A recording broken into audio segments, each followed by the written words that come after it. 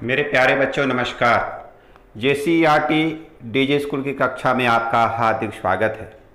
आज आपके साथ साझा करूंगा कुछ ऐसी प्यारी बातें जिनको सीखने व मनन करने से मानव जीवन की सफल यात्रा संभव हो सकेगी। हम आप जीवन में एक सफल इंसान बन सकेंगे तथा जीवन में आई चुनौतियों को भी बहुत सरल व सहजता से सामना कर पाने में सफल होंगे। तो आइए इस हेतु बात करेंगे आपकी पाठ्य पुस्तक विषय हिंदी पाठ दोहे का अध्ययन करते हैं। इस पाठ में भक्तिकालीन 3 महान कवियों जिसमें कबीर, रहीम तथा बृंद के दोहे को पढ़ेंगे तथा उनके भावों को समझते हुए आत्मसात करेंगे। इन कवियों की दोहे सिख भरे हैं। तो आइए सबसे पहले कबीर की दोहे को पढ़ते व समझते हैं।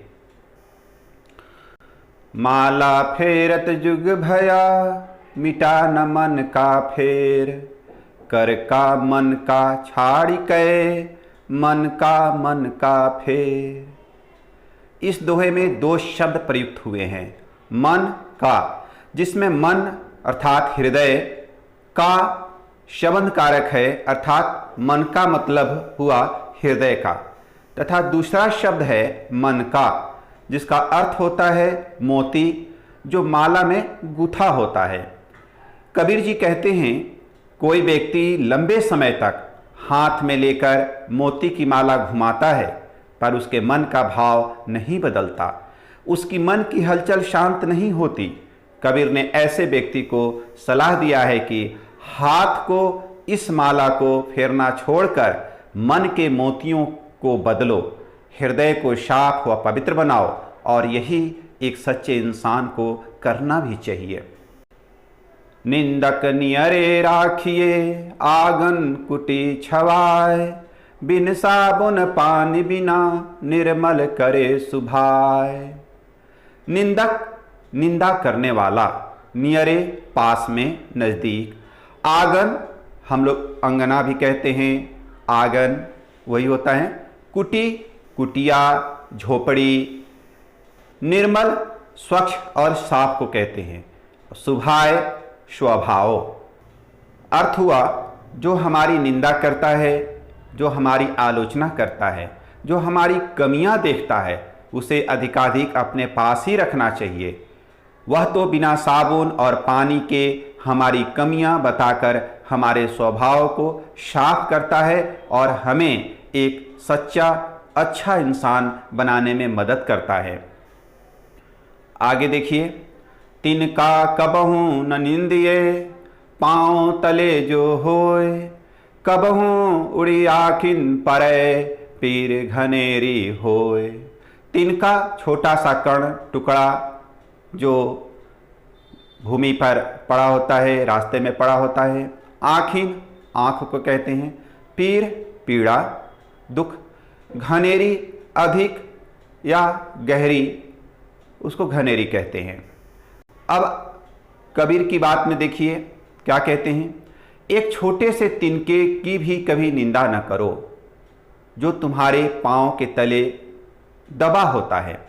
यदि कभी वह तिनका उड़कर आँख में गिरे तो कितनी गहरी पीड़ा होती है, आप कल्पना कर सकते हैं। अर्थात सभी अपने अपने स्थान व स्थिति के अनुसार महत्व रखते हैं। अब आइए रहीम के दोहे को पढ़ते हैं। आब गए आदर गया, नैनन गया स्नेही, ये तीनों तब ही गए, जब ही कहा कछु देही। आब इज्जत चमक, नैनन आँख को कहते हैं, स्नेही स्नेह प्यार। भाव है ज्यों ही कोई किसी से कुछ मांगता है, हाथ फैलाता है, त्यों ही आब अर्थात आबरू इज्जत जिसे कहते हैं, आदर और आँख से प्रेम चला जाता है। इसलिए किसी के सामने हाथ नहीं फैलाना चाहिए। आगे देखते हैं, जो रहीम गति दीप की, कुल कपुत गति सोए, बारे उजियारी लगे, बढ़े अंधेरो होए। कुल वंश को कहते हैं। कपुत बिगड़ा बेटा, सोए जैसा ही, अर्थात दीपक के चरित्र के जैसा ही कुपुत्र का भी चरित्र होता है। दोनों ही पहले तो उजाला करते हैं, पर बढ़ने के साथ साथ अंधेरा होता जाता है। कहने का भाव है कि दीपक पहले जलता है और फिर बुझ जाता है, अर्थात अंधेरा हो जाता है। वैसे ही कुपुत्र अर्थात जो बिगड़ा बेटा होता है, बालपन में तो सामान्य लगता है, लेकिन जैसे जैसे वह बढ़ते जाता है उसके अंदर के दुर्गुण सामने आते हैं और वह वंश को डुबा देता है, वंश को अपमानित करता है। रही मन देख बड़िन को, लघु न दीजे डारी, जहाँ काम आवे सोए, कहाँ करे तलवारी। इस दोहे का भाव है कि बड़ी वस्तु को देखकर छोटी वस्तु को फेंक नहीं देना चाहिए। जहाँ छोटी सी सुई काम आती है वहाँ तलवार बेचारी क्या कर सकती है। अर्थात हमें समाज व घर परिवार में अच्छी तरह से सोच समझकर व्यवहार करना चाहिए। छोटे बड़े का भेद करने से जीवन में बहुत ही समस्याएं आती हैं और इससे हमें बचना चाहिए। अब आइए कवि वृंद के दोहे को हम सब पढ़ेंगे और उनके भावों को समझेंगे।